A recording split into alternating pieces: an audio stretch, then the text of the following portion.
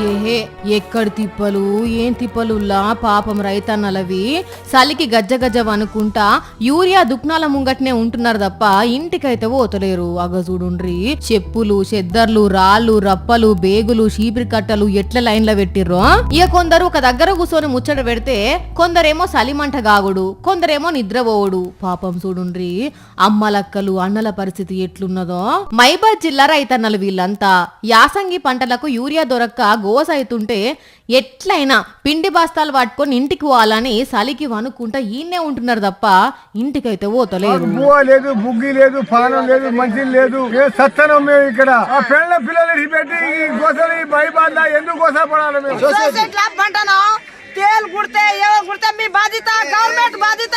మొక్కదాన్ని వేసి 3 ఎకరాలు అయింది. 15 రోజులు దాటింది. మంది వేద్దామంటే మందు కట్టలేక ఇప్పుడు నైట్ వచ్చింది. ఇంకో దిక్కు జల్దిగా యూరియా బస్తాలను తెప్పియాలని రైతన్నలు ధర్నాకు దిగుతే రోడ్డు మీద మస్తు ట్రాఫిక్ జామ్ అయింది. పోలీసులు వచ్చి సమాధానం చెప్పి పంపిర్రు. కానీ అయ్యలు వరంగల్ జిల్లా ఆఫీసర్లు లీడర్లు జర యూరియాను గట్టిగా తెప్పించండి సార్లు, రాత్రిపూట రైతులకు గివ్వేం తిప్పలు సార్లు జర చూడుండ్రి.